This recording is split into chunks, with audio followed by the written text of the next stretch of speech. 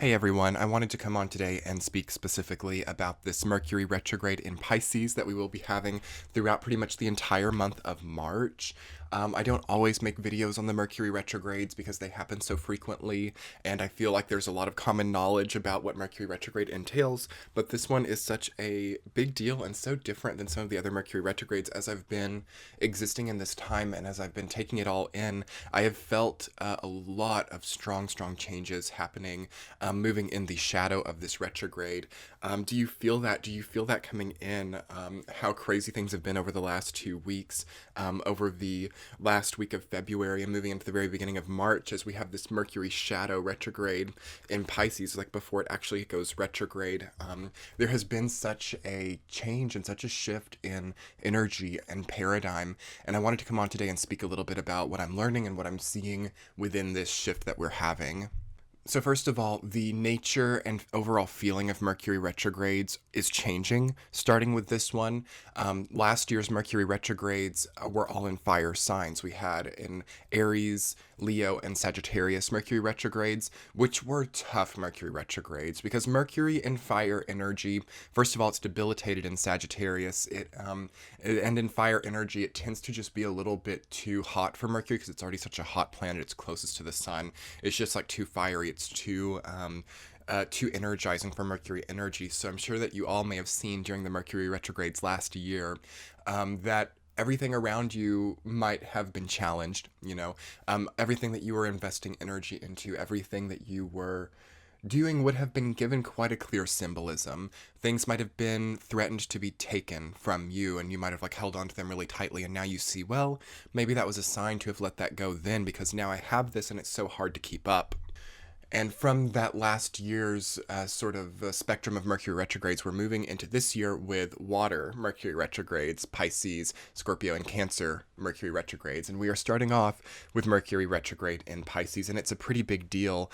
Something that is pretty crazy about it to me, and just kind of an intensifier into the energy, is we had Mercury retrograde in Sagittarius last time, and Mercury's debilitated in Sagittarius. Now we're having Mercury retrograde in Pisces, and Mercury is debilitated in Pisces. So two debilitated Mercury retrogrades in a row. That's huge. That's very rare. That does not happen very often, of course. Obviously, when a planet retrogrades in its debilitated sign, it intensifies the energy. It challenges the energy further. So to have two in a row is really going to challenge us. It doesn't have to be a challenge in a bad way. Of course, it can feel pesky, it can feel tricky.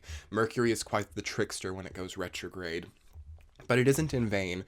That's one thing that I love about astrology, is that despite there being like more difficult or perhaps more easy, more beneficial, less beneficial energies, none of it's in vain, and it all serves a purpose. Like, you're in this paradigm, you're in this reality, you're in this timeline for a reason, and it's to be shown something about what your experience has to offer to you right now. So try to not get too worried with this transit of Mercury right before I get into it, before I start channeling deeply into it. Don't get scared with this type of transit. This is the type of transit that can spur hysteria, disillusionment. It can challenge your mental health. It can challenge your emotional health. Not even from the way that you might think. It challenges it in the sense that things which might not have used to bothered you, or things which might not have used to given you a lot of fear, may suddenly become a little bit more in your scope of fear. It's like fears become more compressed and more easy to find. Like, if you're looking for fear, you will find it during this time. If you're looking for anxiety, paranoia, disillusionment, hysteria, those things will be quite easy to find. It's the interesting type about Mercury and Neptune energy together. It's like Mercury gives this fixation, and it gives this ability to orient within Neptune energy. So it's like you can just really shift to any direction and see anything that you want. You can really have almost any experience that you want during this time. You can rise to fame. You can have a fall from grace. You can see your relationship come to new heights or go to a weird territory that you never thought before, just by wanting that, okay? Just by seeing it for yourself. This is a time where manifestation is so much stronger than usual. This is a time where projection is so much stronger than usual. And a time just where you can really accomplish things quite easily. And that's the power, but also the debilitated nature of this transit, is that things are actually easier than they need to be here. It's one of the reasons that Mercury is debilitated in Pisces, is because Pisces is not about the struggle. It's not about the effort. It's not about, pushing hard and being ambitious. It's the end of the cycle. So it just naturally falls into it. And then you get this Mercury energy. It's like, okay, Taskmaster, Virgo, Gemini energy of, perfection, ambition, organization. And you mix those two together and it's just not complementary. And what you usually see is an easiness of getting what you want, but at the same time getting to the top of the mountain and not being impressed with what you see. You're not completely satisfied with the relationship and you see a breakup coming on and you're just like, we're over. I break up with you, and it feels easy. And then this transit ends and it's like, oh my God, what did I do? Or it's like, I'm not satisfied intimately in my relationship. I think that I will just go and have a hookup with this person. That's easy, and it easily happens, and then it completely spurs disarray and discord into your life. It can be really easy to wander upon discord just by not having much control over yourself, by being a victim to your desires, by trying to escape. There's a big escapism thing with Mercury retrograde in Pisces. It makes it difficult to escape from things by making it easy to do it. What does that mean? It can be easy to start things which feel like escapism. It can be easy to cheat. It can be easy to do drugs. It can be easy to do anything which, like drink your sorrows. But within that sort of traditional sense of escapism, you don't find it, is the thing with Mercury retrograde. So you don't find the escape within the affair. You don't find the escape within the drunkenness. And this can lead to mental and nervous breakdown because we expect to find closure. We expect to find happiness in what we have desired it to be, and it becomes easy to do those things. It becomes easy to make these things happen. I'm going to escape from my life by building my career to the top level. You get to the top level here and you realize there's no difference. And then you have a rock bottom because you don't have any desire to support it anymore. This is the type of thing that I'm talking about here. It's a bit of a Pandora's box energy as well. It's a bit of careful what you wish for energy. It's a bit of a are you ready to see the totality? Okay, totality is a big word with this transit. You can see things in totality here. And you can also see that there are no gates. There are no boundaries. There are no secrets either with this type of transit. It's hard to lie here. It's hard to, it's easy to maybe feel unclear about something, but at the same time, the desire to lie or the attempt to lie does not work, if that makes sense. There are a lot of weird little parallels with this transit because you can easily be lied to, or you can easily, perhaps even want to be secretive in this type of transit. But when that becomes the goal, it also fades away and becomes unclear. So it's very kind of just a very murky energy to work with. So if you're not trying to lie, perhaps even telling the truth, things can come off a little bit murky and people are like, are you lying to me? But then when you start lying, people realize it really clearly. It's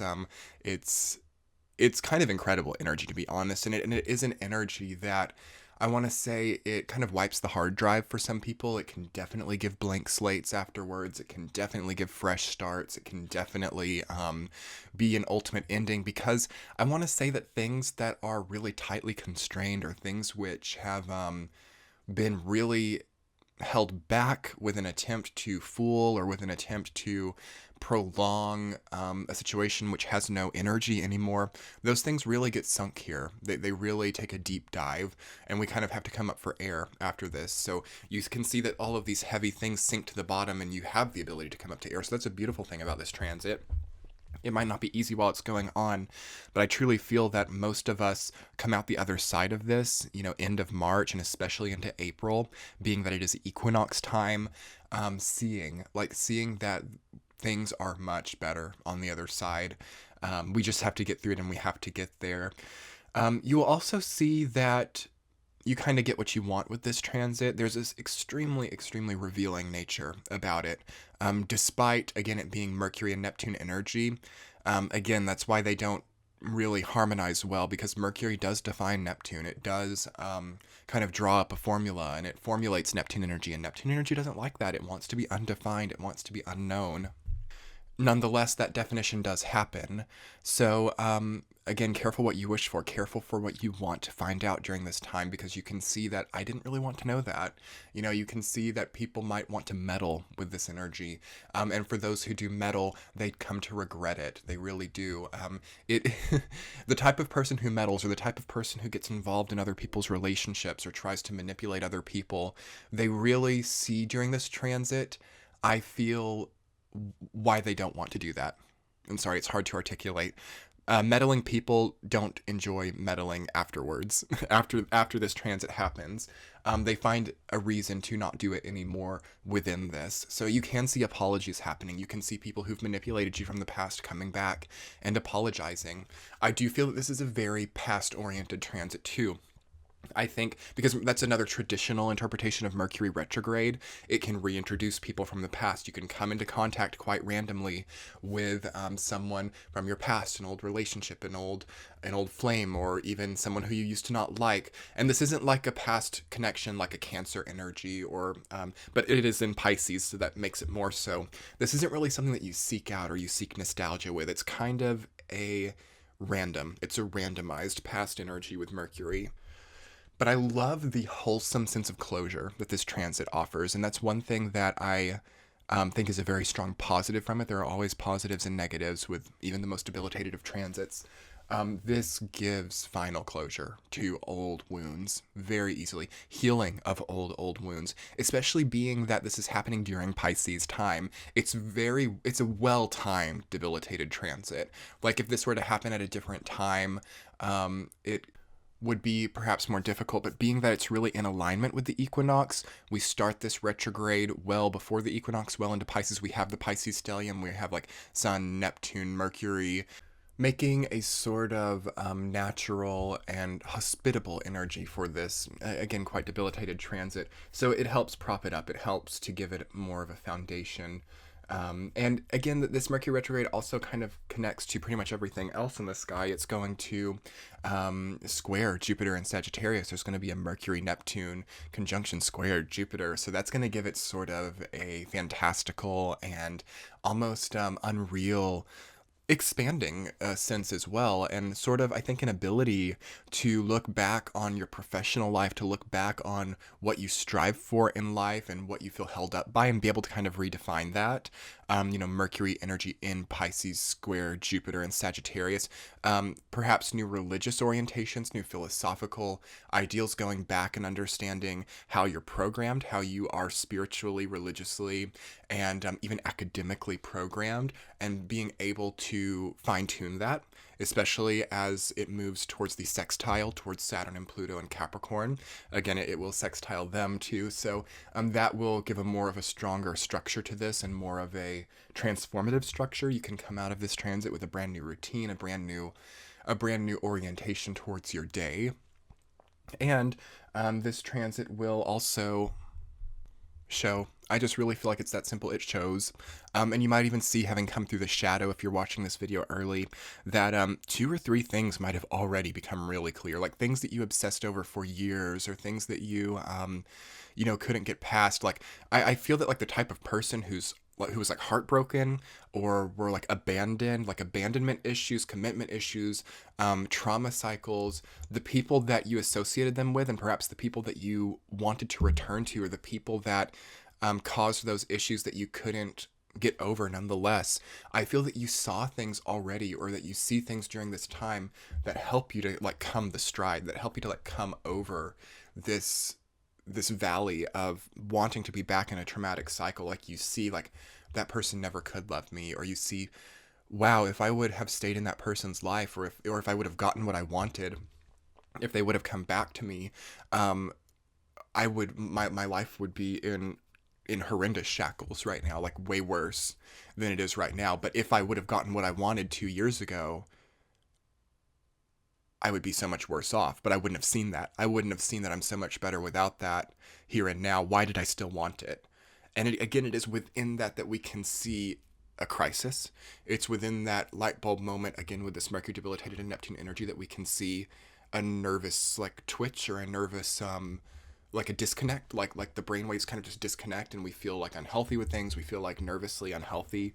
It's a transit that does promote nervousness. It promotes anxiety. Yes, it does. But there is a trick, and there is a wholesomeness due to the way that it connects, due to the way that it is timed, and due to the actually lovely energy of Saturn that we have right now, well placed in Capricorn, middle Saturn, not retrograde.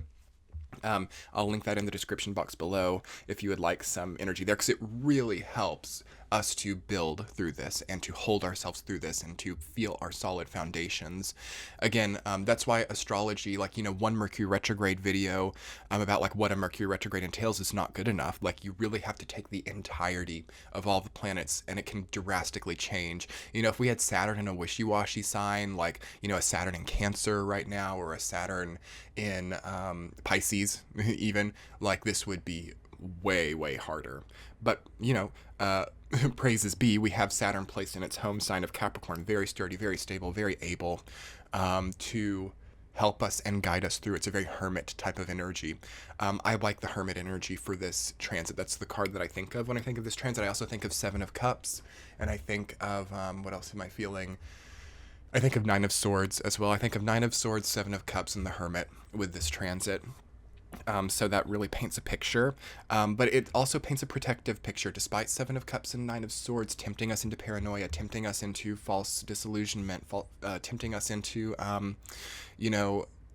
investing our light somewhere where it doesn't belong, we're guided, we're protected, and we have a solid foundation. We have an ability to seek refuge and an ability to heal from whatever comes up here. And I feel that a lot of that healing is like what I was saying earlier. You see, it shows. You see the clarity.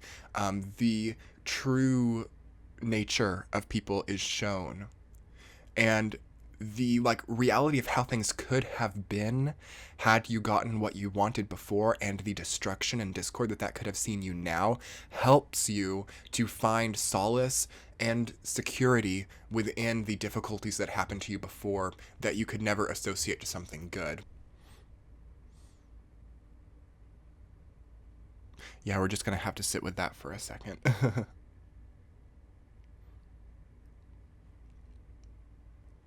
And that's where the beauty is in a transit like this. Despite it not being easy, it really restores something that you might have lost for a long time, and through that you find the cure. You find the cure to old illnesses, to old headspaces, and to old, worn out cycles. And again, that's the beauty of the way that Saturn is placed right now too. It really aids in that.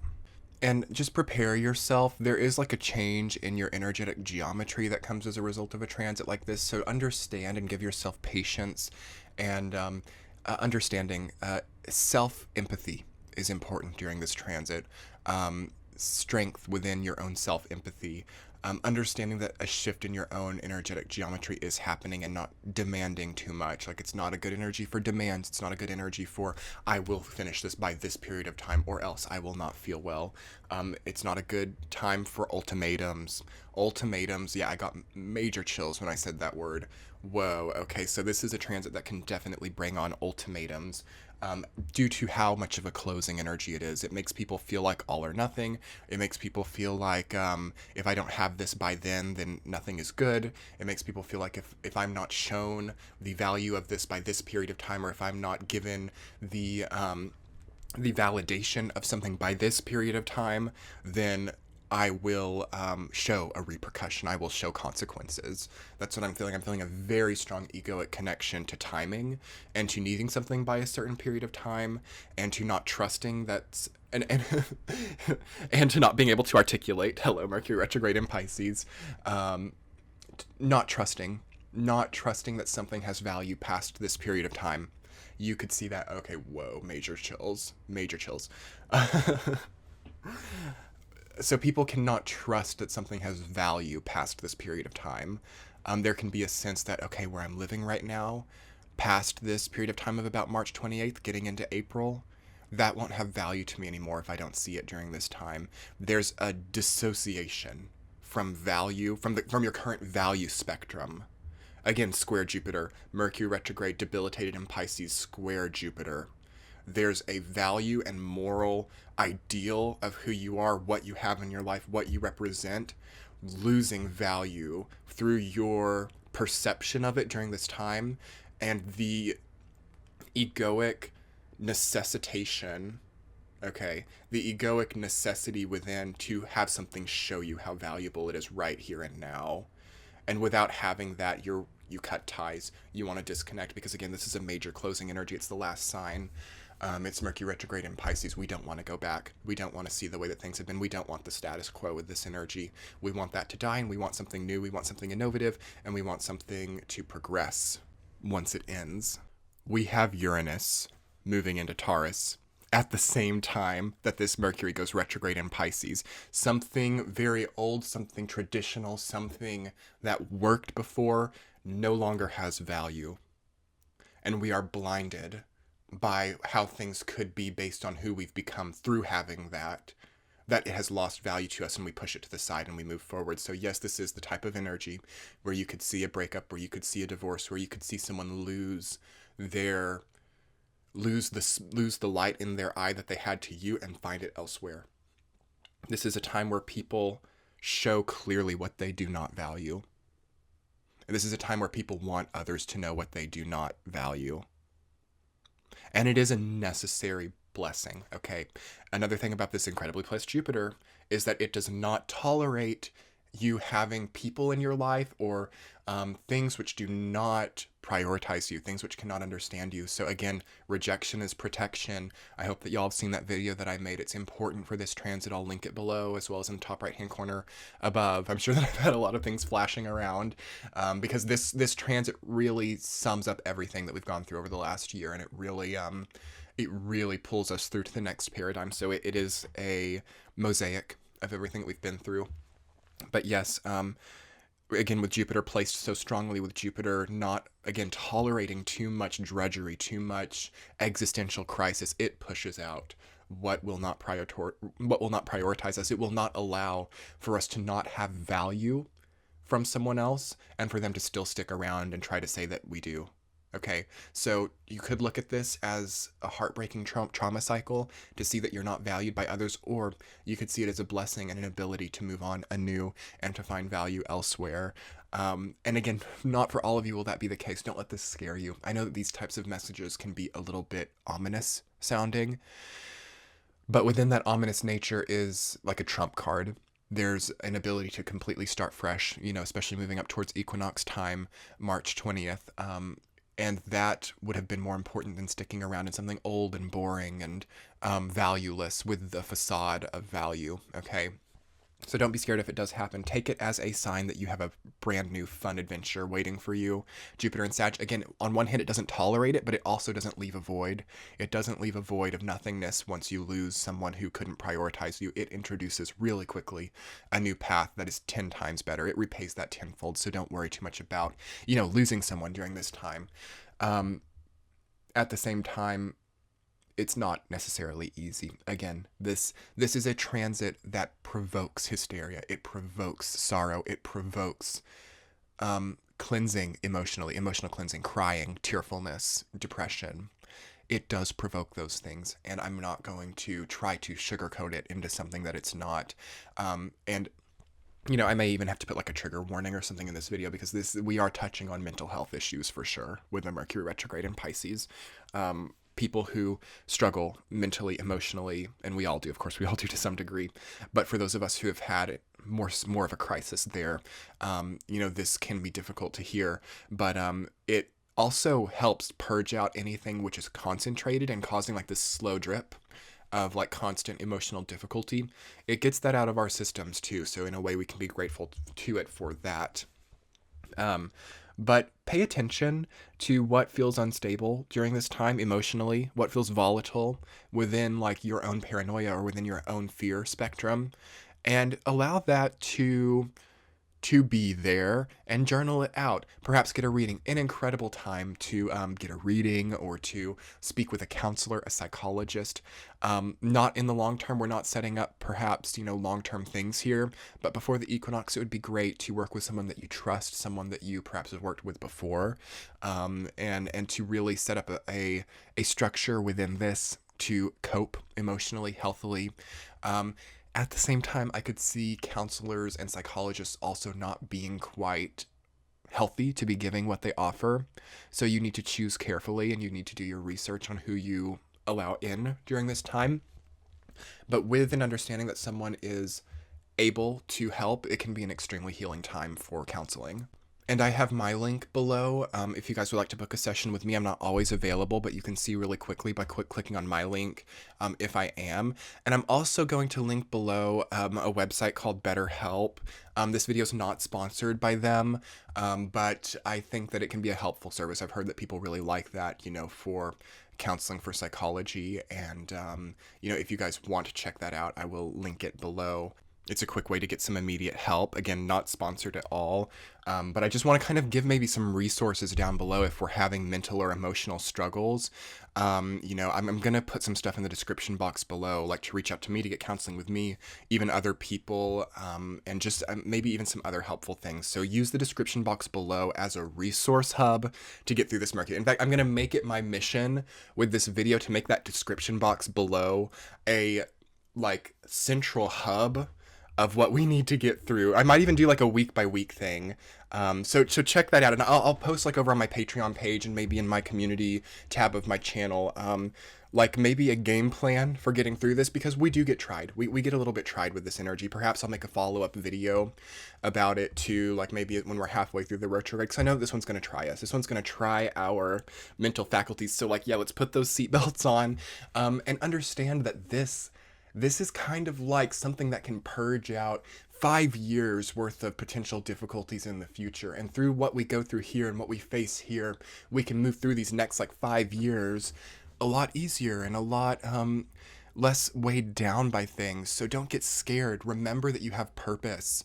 We can sometimes, with this Mercury retrograde in Pisces, lack a sense of purpose or lack a desire to move forward, and lack there's just, I don't know who I am. That's what I'm hearing. I don't know who I am. I've lost my identity within this. I'm trying to figure it out, but I don't know who I am. And through that, you learn who you are. Okay. You learn. Don't do anything hasty with this energy. Don't seek escapism. Don't seek validation of who you are in destructive ways and escapist fantasies. Remember who you really are. Remember who you really can be. And remember that if you're at a rock bottom right now, that you can rise above that and you can find strength. And don't be afraid to reach out to a counselor, or to call, or have a reading with me or something, or to speak to someone that that you can trust, because I feel that community, I feel that true love, true friendship, all of those types of things can flourish here. And through difficulty, you can find connection with people who give such a light to your life. This can be a dark night of the soul transit, okay? Especially coming from the last year cycle, because again, you have to remember that leading up to March 20th, before the equinox, we are still in the 2018 year cycle. We are still feeling Jupiter and Scorpio energy. We are still feeling Uranus retrograde energy. We are still feeling the beginnings of that change in Saturn energy, and Pluto coming together, Saturn and Pluto coming together. And it won't be until March 20th that we have a sudden revitalization. We realize, okay, wow, Uranus is placed. Uranus is moving forward. It's moving on. Jupiter is in Sagittarius. Best sign for it to be in. Lucky, benevolent, auspicious, passionate, ambitious, fun energy. And get through it. Get yourself through it. Hold space for yourself here. And don't let it discourage you. Don't let it discourage you. Things can fall away here. It's true. One of the strongest ending periods that I've seen, that I've been able to channel on or make a video on. So don't underestimate it. Is there anything else that I need to go into before I end this video? I want to make sure that I'm not forgetting anything. I've spoken over everything that I had outlined, but I feel like, what else is here? I guess just, as I'm filming this today on March 2nd, I'm not sure exactly when it's posting on my channel, remember that, the next 20 days, this is the darkest point, the sun rises after this. 20 days isn't that long. To me, in those really cinematic movies where it's survival stories, or just really cinematic things are happening, they have day one that flashes up on the screen, and then it goes to all those really cinematic things, then day two pops up. I feel that that's the energy that I'm getting from this, is that each day over the next 20 days throughout this Mercury retrograde and end of this 2018 year cycle is a sort of a cinematic, not dark, but not light, but not like too dark, just experience that really defines you. So it defines you, but you need to let it go at the same time, but don't underestimate it, okay? Because the sun really rises after this time and you kind of move into a new sense of being. So new, so different, so empowered. If you can just not escape from this and you can just sort of face what's going on, see your identity, see who you are, and see that you are human. Find your humanity here.